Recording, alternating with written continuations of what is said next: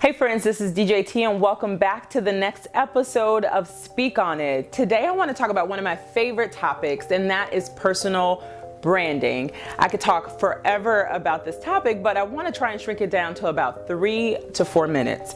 Let's see if that's possible. But I want to talk about what it is, why it's important, and how you go about building your own personal brand. So before I jump in, I want to step back and say, what is it, right? We know that for years, products have always had brands. I have a friend who works at this a store with like generic products, and I won't call out the name, but he swears that the products on the inside are the exact same as the ones in the major brands. But I refuse to buy the generic brand for whatever reason. I will pay the extra 50 cents to $1 to buy the regular big brand names. And so for whatever that reason, I do that. Even when we go into stores, let's just say we all have to buy toiletries. We have to buy soap and dish detergent and all those things. You could go to Target, Walmart, Myers, but you choose to go into one of those stores on purpose because of how it makes you feel, even if you have to pay a few cents more for the same product that they sell down the street for a little bit less, right? So what is that? Companies have had brands forever, and so the concept of a personal brand is that we also have a brand as people. We have college degrees, we have work experience, we're all smart and talented, have good work experiences. But if you look around, you see some people who are more accomplished, have more opportunities, have more success. Why is that? And some people would say that that is because of their personal brand. And so personal brand is a combination of things. I think most importantly, it's a combination of intellect and knowledge, but there's also how you speak, how you look, your reputation, and what other people say about you, how you make other people feel. And so it's interesting. Personal brand is not what it is that you think about yourself or what you say about yourself. It's what other people say about you when you are not in the room. And so that's what I want to talk about. How do you build that if you seemingly have no control over what it is that people say about you? The good news is that you do have some control over what it is.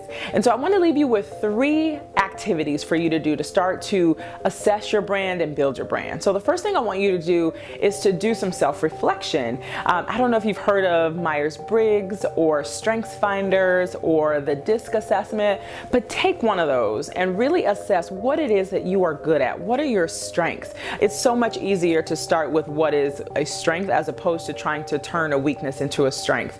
And the thing about branding is that you're not creating some persona or character. You are really building upon who you are as a person. So 1, do some self-reflection. Think about what are those strengths that are just natural to you as a person. The second thing I want you to do is to identify 5 friends that you trust. 5 friends that you trust that could give you some honest feedback, and ask them to give you 3 words that describe you.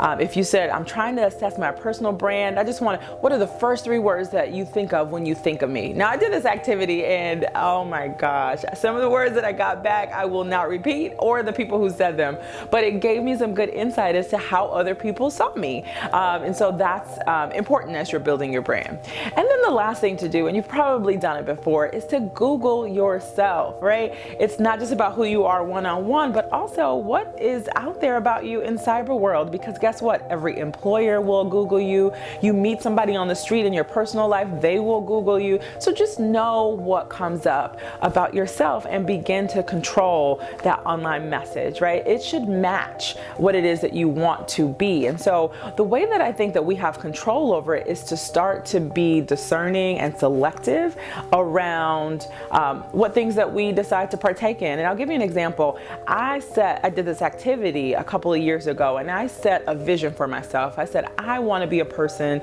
who changes the world. And I want to change the world by helping people to live in their greatness, to live up to their fullest potential. And maybe I'll do that through education or small groups, but I specifically want to focus on marginalized populations, people of color, women, young people, poor people. That is what I want my brand to be. And so now when people come to me and they say, I have this opportunity, I want you to sit on a board, it's all about health and wellness. Well, I love those things, but that doesn't fit into my vision around my brand. And so it helps me to discern the activities that I participate in now. And so I hope those few nuggets are helpful for you as you are in pursuit of leadership, success, and the art of winning. And so the last thing that I will share is that you have to make it public. You have to put it in the universe, right? I told you that this is not about what you say about yourself, but what other people say about you. So after you establish what that vision is for your brand, put it out in the universe. And so I want to challenge you to do that here, to speak on it. What is your vision for your personal brand? What do you want it to be? What is it, or what do you want it to be? And I guarantee you that some connections will be made. Somebody watching this video or on YouTube or Facebook might have the key to the door you're trying to open. So good luck with that. I will see you next Sunday at 6. Make it a great week.